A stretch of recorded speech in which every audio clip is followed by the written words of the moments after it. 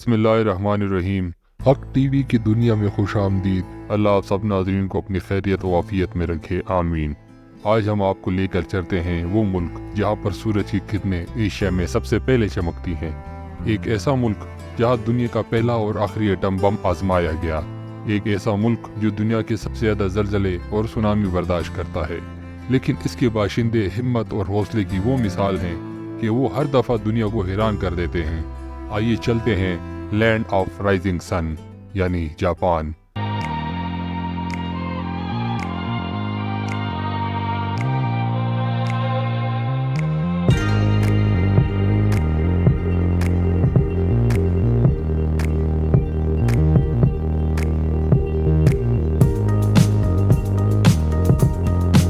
आज हम आपको जापान की 4 हैरतअंगेज़ मालूमात के बारे में बताएंगे जो आपने पहले कभी नहीं सुनी होंगी। नंबर 1, हमारे कंट्रीज़ में बीफ की प्राइस ज़्यादा से ज़्यादा 1000 रुपये किलो हो सकती है, लेकिन क्या आपको मालूम है कि जापान में वेग्यू गाय की एक नस्ल है जो कि इंतहाई नायाब है।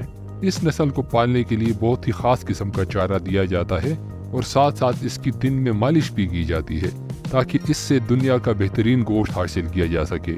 और आप हैरान होंगे कि इसकी 1 किलो की प्राइस तकरीबन 1 लाख रुपए हो सकती है। इसके साथ साथ जापान के एक आम $50 यानी 14,000 रुपये का हो सकता है। युबारी किंग मेलन खरबूजा ये भी बहुत नायाब किस्म का होता है और इंतहाई मुश्किल से उगाया जाता है।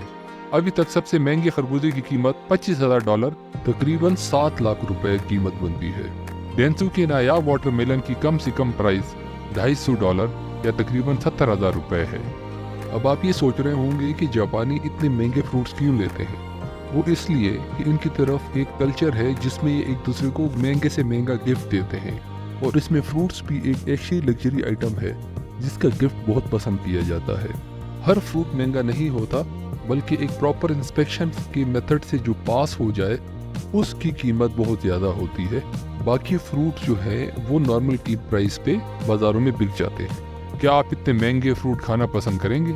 नंबर 2, जापानी खानों का अपना ही अलग लेवल है, लेकिन क्या आपको ये मालूम है कि जापानी अपने पैसों से अपनी मौत खुद खरीदते हैं? जी हाँ, जापान में बहुत ही ख़ास किस्म की डिश है जो एक जहरीली मछली पफर फिश से बनाई जाती है।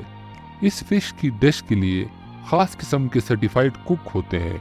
अगर इनके पकाने में थोड़ी सी भी गलती हो जाए तो इसके खाने वाले की फ़ौरन मौत वाक़या हो सकती है। नंबर 3, अगर आप अपने घर से बाहर हों और अगर आपको टॉयलेट की ज़रूरत पेश आ जाए तो पहले तो टॉयलेट मिलते नहीं, अगर मिल भी जाएं तो ये परेशानी होती है कि टॉयलेट साफ़ होगा या नहीं।